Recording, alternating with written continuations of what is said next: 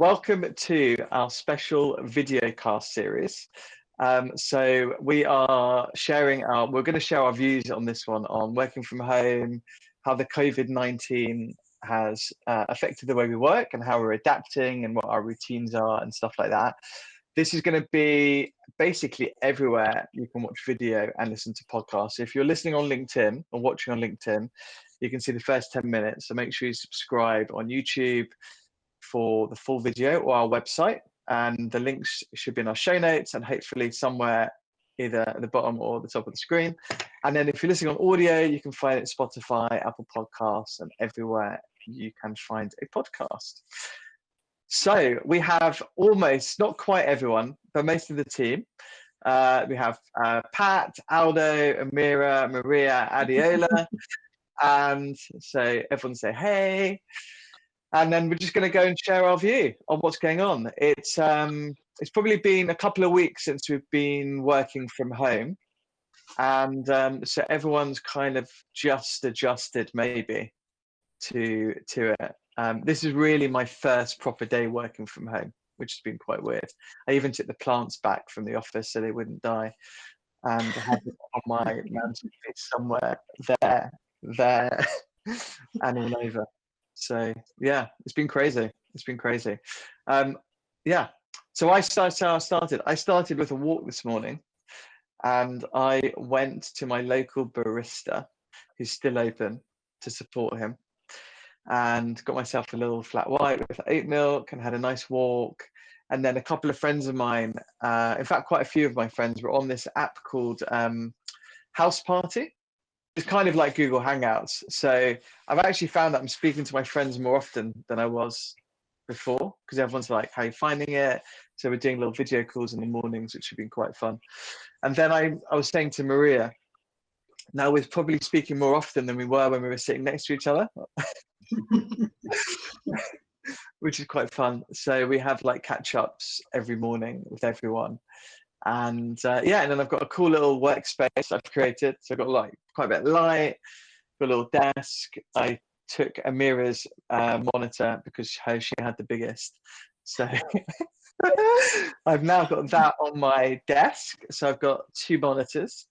And yeah, it's been cool actually. Although I do prefer working from the office, but you know, you've got to do what you've got to do. What about you, Pat? Oh, well, I've been working from home for maybe 2 weeks now. So it's been interesting, and I have got a lot more done, but I've just spread it all out because I don't work every day. So I've just spread out my work across the week rather than just work on the 2 days I normally work. And so I try to have some exercise. I've seen a lot of neighbours who I don't normally see, and everybody's being very supportive. There's a WhatsApp group in our road, and I'm sure there is in lots of other people's houses, roads as well. So everybody's being very supportive. We went for a walk. Everybody's saying hello to each other, which is unusual. So that's really nice. And then I just try to do a bit of exercise, not necessarily to the fridge and back, but exercise in front of the television, maybe with some YouTube. You know, there's Pilates, there's all sorts of different exercises you can do. So, and speaking to friends as well. So I find it's a bit disruptive sometimes because people keep on phoning. So that's got to not answer all the calls. That's quite difficult. So yeah, it's okay. And as long as I can speak to people, good. The exercise is really good. Mm-hmm. My gym in Tottenham Park has shut their doors, but they do like a daily email now. So they do daily email and a daily Facebook message on a workout of the day. So I'm going to do that. I'm probably going to do that this evening, actually. And I'm going to podcast with the coach, Spud. So watch out for that. And he's going to go through how to stay fit at home. But that's cool. A lot of people are doing that. I think there's a gym somewhere up north, and they're doing like special classes for older people who aren't as mobile. Like the communities seem to be like really putting together to give loads of people advice on what to do, how to stay active, how to keep your mind going. I actually just bought a pull-up bar and a dip bar. So I'm going to like dip my own. Yeah. And the gym, they're loaning out equipment to all of their members. So at 6:45 tonight, I'm going to the gym and I reserved some pieces of equipment, and they're going to give it to me so I can like stay fit and healthy while I'm at home, because the summer is only round the corner. So definitely important to stay fit, because you never know, we might be allowed out in the summer. Oh dear. What do you reckon, Adiola? How are you getting on in this place? So yeah, I think I've been working from home now since last Friday. And yeah, it's definitely taken some time to get used to. It definitely got much better actually when I came into the office on Wednesday to get my laptop. Because I don't know, having my work laptop with me just makes me feel far more productive. So that was definitely a good shout. This morning I woke up, had my packed coffee as always. Nice. And I still have my coffee actually. Because I had my coffee, then I had a briefing with Lewis, just sorting out a few things, and also just telling me about things he's been testing out, like recording podcasts and Google Hangouts, which is really cool. And yeah, it's just kind of shifting our podcast now, be like a video cast series, which is actually really like awesome. I think it's so nice actually to see more content online that's not about the virus, but like kind of inspired and gets people going, which is really cool. Luckily I have a residential gym which I'm able to go to when there's no one there, just kind of wipe down the surfaces of antibacterial wipes, because yeah, I'm trying not to eat the biscuits and all of that and be really careful, because around the corner. Have people been are the stocks like bare in the shops around your area? Or have you been a bit chilled out about it? So actually, on Wednesday, after I picked up my computer, my laptop, I went to Tesco to be like, let me just grab some food. There was nothing on the shelf, so I was literally freaking out. And then on Thursday, I woke up at 5 a.m. in the morning to go to Tesco just to get some food, and the queue is like nothing I've ever seen before.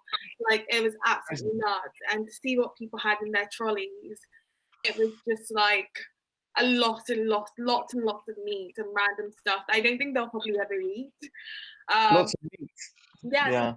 Like you have to go at like 5 a.m. to get any like poultry or meat or anything. I think now's the time to go plant-based. I think it is. It's crazy. And I actually overheard one woman telling another woman, haven't I seen you in all the local Tesco's in the area? So that's obscene. Some people have gone a bit nuts. But yeah, but I shopped responsibly, not going crazy. So yeah, it was. Nice. Yeah.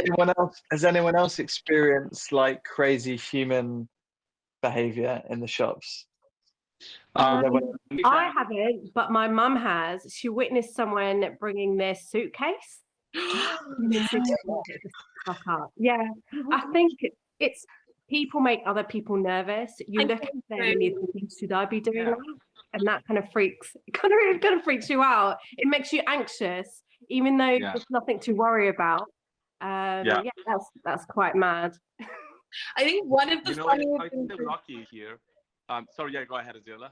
I think one of the funnier things I've noticed is that like people are wearing gloves in the supermarkets, but still touching their faces at the same time and all the items, which kind of the object of the whole thing. I was just like, I find it, I find it quite good here, especially here in the UK. We have this, the local shops.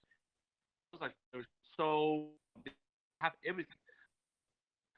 And you actually don't come, you don't have to queue, so you buy basic stuff, and you can still find everything like canned food, toilet paper, stuff like rinse, rice, pasta. I haven't seen pasta anywhere, but I think that there are places where you have access to things that we're looking for, without having to stockpile, without having to face crowd, because sometimes the crowd supermarkets get into society. But we have that fortune to have in those smaller shops. Yeah, so like this, you mean there's quite a lot of like smaller smaller kind of corner shops or like family run grocers and stuff like that. Yeah. Maria, have you got stuff like that in your area? Or have you been going to like the large supermarkets? Yes, to be honest, I haven't stocked up yet. But the past week, I'm going to my local shop every other day. All the shelves are completely empty, and they've actually started rationing products. So we are no longer able to buy, I think, more than 3 items per product. And Oh wow. yeah, people are definitely getting crazy around. I think from now on, Monday, Wednesday, and Friday are mornings are dedicated to either elderly or disabled people, because they're not able to, get to the shops and buy anything otherwise. Yeah, no, Um, you're I think that's a Really really good right. idea. Yeah, definitely. Yeah, they're actually doing like the co-op have announced they're hiring 5,000 more people to work in their supply chain, packing, picking, driving. Tesco Yeah, also that's great. are hiring. Yeah, I think Tesco are hiring 3,500 extra people. Amazon 100,000 across US and UK. US and Europe. So it's cool. Like the world is continuing, and a lot of the supermarkets are saying like, don't just chill out. Like there's going to be food on the shelf. I think it's just that anxiety everyone feels each Yeah. other with, because people see others stockpiling, encourages them to stockpile, and it just goes on. Well, Yeah. I spoke to a friend this morning, and she said her local shops, there is a deli, there's a fruiterer, there's a fishmonger, and one other shop I can't remember. And the 4 of those shops have got together to do deliveries as a group. So you can order all your things from all those shops, and they will deliver it for you. This is if you can't get to the shop. So I think that's very good. Yeah. Also, like taxi drivers. I heard a taxi driver speaking on the radio last night, and he said he's gone from making like £200 a day to like £15 a day. So yeah. So, but a lot of these people could maybe flyer in their local area and see if anyone wants them to go in and pick up stuff from the shops for them, and then you can pay them for it. Maybe, or they could go work in the co-op or Sainsbury's. Help people like that. It seems to be, do things. Yeah. And I want to say other note for the amount of new hiring there'll be from the supermarket. They're taking, some of them are taking priority on people community. Obviously, the hospitality been hit by the outbreak, so they are getting the chance to work for the supermarkets and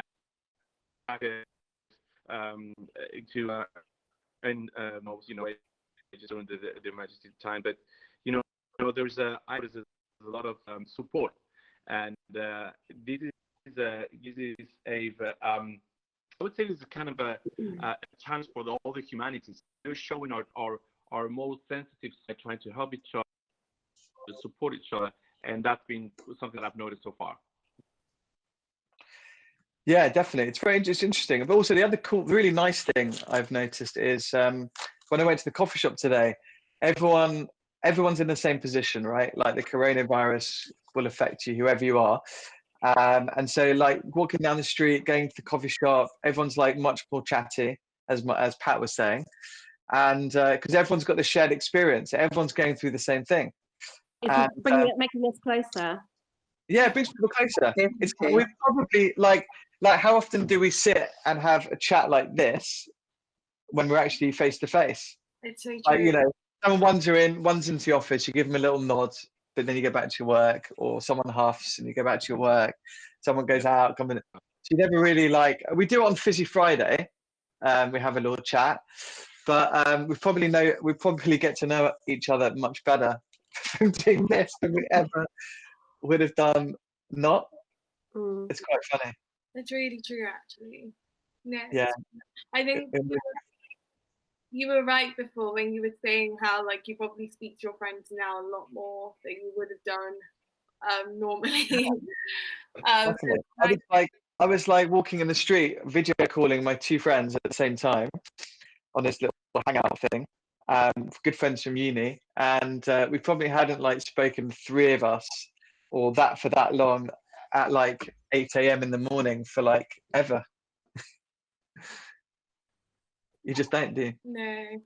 No, I don't think many people do anymore. I think How you many- feel in a time of crisis that you need to reconnect. I've just reconnected with Absolutely. somebody I haven't spoken to for months, and I thought, well, I'm just going to see how they are, just to touch and you know, you want to know that they're okay. Yeah. How many WhatsApp groups has everyone muted for the negativity that's been going around, or has everyone's groups been quite positive? Generally, My groups have been really positive. I've been like, we're generally on group chats. We're scheduling meetups like the ones we're doing now to stay, helping, supporting each other. Anyone who feels anxious, who feels a bit deprived of his own liberty, been calling about. It's been very positively. Yeah. What's been quite interesting is I'm on a little board of directors for a block of flats down there in Camden. And anyway, so the managing agency and we decided to put notices on in the flat saying, like, if you've got corona or you're self-isolating, like, please let your neighbors know and stuff. Anyway, one resident emailed saying that he finds it disgraceful that people's privacy is being intruded, and why should he let anyone know he's self-isolating or has COVID-19, and he doesn't want to be stigmatized and stuff. What does everyone think about that? Do you feel like if you're in a flat, you should let your I follow think your- if you are sharing a flat, you should be telling other people, because it's safety of others. yeah, definitely. It's that social element. That's kind of the big thing with this particular pandemic, is just the social factor, and how you know it only affects vulnerable groups. So like one person living in that block of flats could be infected, and that person could be a healthcare worker, and then infect others who are vulnerable and are susceptible. So it's not This like, guy's interesting. This guy said, right, he said, I'm afraid I take great exception to this kind of quasi-official notice that many people think may impose some kind of obligation on them to reveal private health information that will be of no use, and the potential stigmatization by publication and loss of privacy. He says, during these times, we must all ensure more than ever that our fundamental human rights are not eroded. I mean, I actually ended up saying to the guy, well, to be honest with you, I deleted what I really wanted to say to the guy. But then in the end, I said to him, I've got no idea what he's talking about, and he has to do what he feels comfortable doing. But I think it's not a legal thing, right? Obviously, you're not forced to tell people. Or do you not think that perhaps he does have some other issues, and so therefore, or some important issue doesn't want to reveal to anybody else, and this is like on top of it? So, I don't know. All the notice saying is, if you're yeah, I just said, if you're self-isolating or if you have COVID-19, let your neighbours know. And guess what? Maybe your neighbours will deliver some food for you. definitely. They'll do some jobs for you. They're going to be kind to you. Mhm. So, yeah, He's misunderstood. Definitely. I think so. So it's a general consensus that you would let your neighbours know if you were Well, self-isolating. yeah, we're in a WhatsApp group in our road. There are 26 houses, and somebody put a note through the door to say if you want to sign up, put your name and your phone number and your house number. And maybe 15 or 16 signed up, because there's some elderly people that don't have internet, but most people have signed up and said, if you need any shopping, let me know. If I've got an order coming, I'll add to my order. If you need any help, just phone, which is really nice. A lot of places are doing that. Yeah. I like that. Yeah. Same. Neighbors. Go on, Maria. I think it's Same probably with, I was about to say, same thing in my neighborhood as well. It's quite a huge neighborhood, but the local community, I think they went to the whole neighborhood and left little leaflets in our doors saying, either if you're isolating and need help, let us know, or if you want to get in touch and help others, you're free to do so. So I think it's great that people are coming out together. Absolutely. Definitely. Agree. Definitely. Yeah. I think it's really important. Definitely. So I think My neighbor cool. gave me a sanitizer, putting greeting her, and she was like, well, you know, take care of yourself.